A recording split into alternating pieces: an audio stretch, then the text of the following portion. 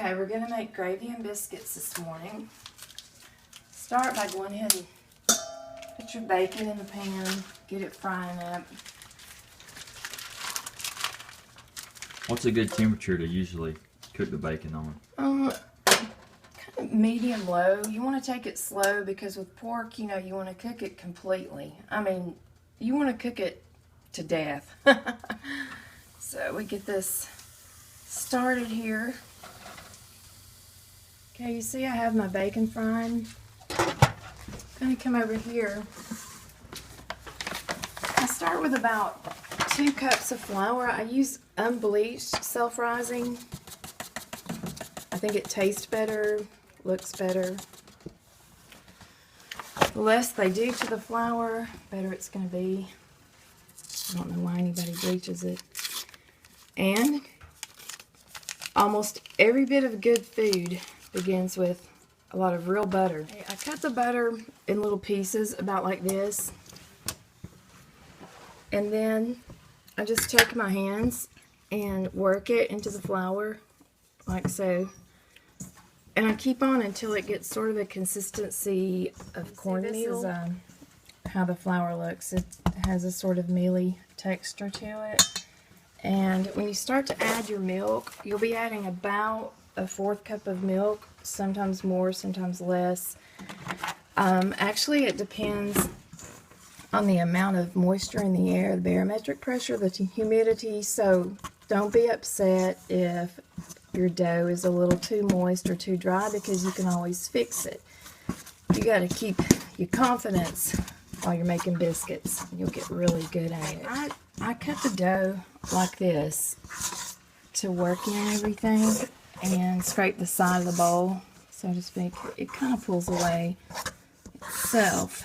And then, see, it's not so sticky anymore.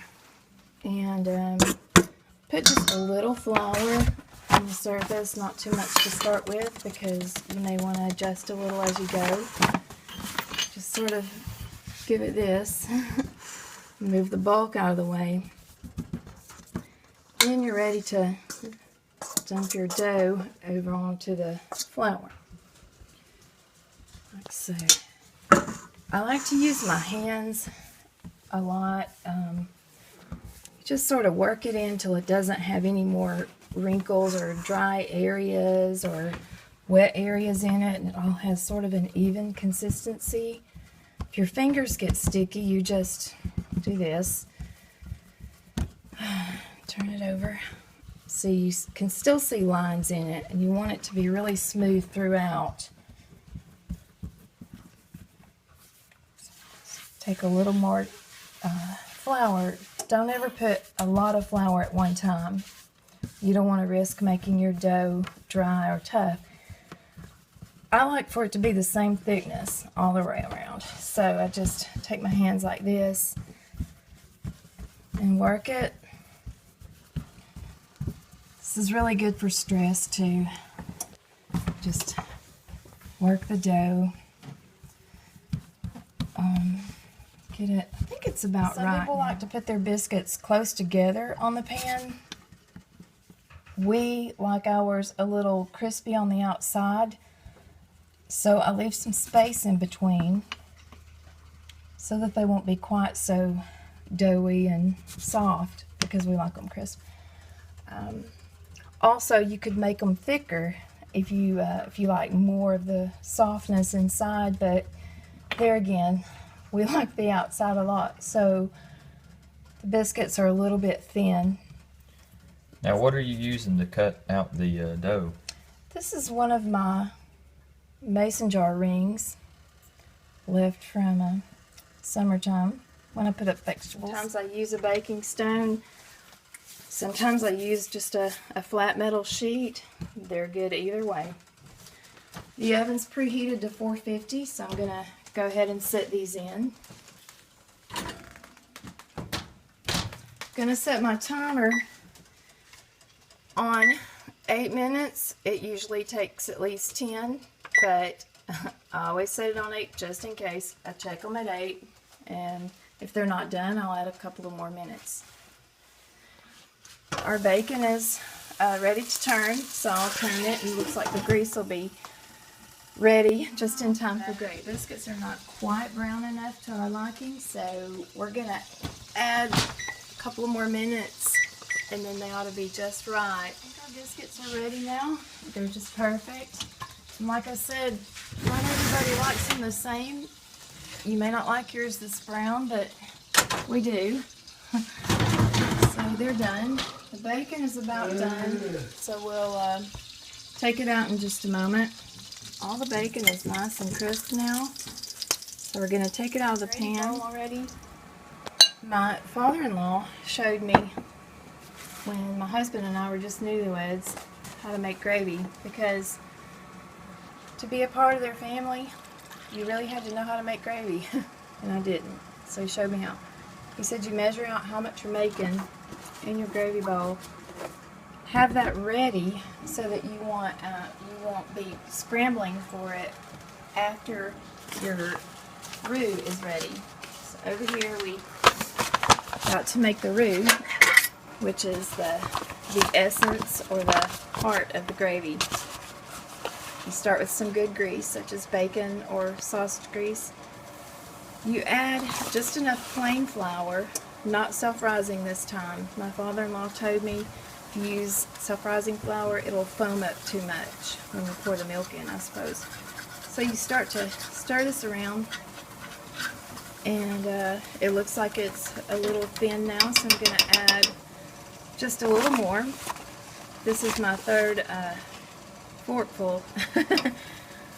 Say almost 3 tablespoons. You can kind of eye it and tell what you're doing. When this starts to just brown a little is when you'll pour all the milk in at once. You don't want to pour just a little bit, because I'm adding a tiny bit more, because it'll start to cook. Cook up like a big old biscuit if you pour it a little bit at a time, so you'll have to pour the milk all at once when you get ready to pour it. Just keep stirring this around, because you don't want to burn it, you just want to brown it. The reason you brown it first is because if you don't, you're going to taste the flour too much. It's going to have a raw flour taste, I guess you could say. And my heat is almost to medium. It's on a number 4, so I think it's about time. It's a little bit turning tan, so we're going to add the milk. And remember, you add it all at once, like this. Then your bowl is over here ready for the gravy, and it's done. I take my fork and I keep going around like this, because I don't want it to stick and get lumpy or anything. At this point, I don't want to have to wait too long for this to start boiling. I can turn this up to about 8, medium-high, and that way it'll get us going quicker. You don't wait for the gravy to get really thick in the pan before you pour it into the bowl, or then it'll be too thick, because it thickens as it cools. So this part usually takes about 6 to 8 minutes, and after it comes to a pretty good boil, you pour it into your gravy bowl. Gravy started to simmer, so I can feel the consistency of it changing a little bit. And whenever you can actually say that's a boil, a real boil, oh goodness, that's okay. It tastes good still. You come over here to your bowl, just pour it in. Oh, there's that fork. I don't know what's going to happen. Well, it's okay. Give it some character. Okay, you have your beautiful gravy. And like I said, it'll thicken as it cools. Biscuits, and your bacon. I'm a hero this morning. My husband's going to be very happy. That's all you get.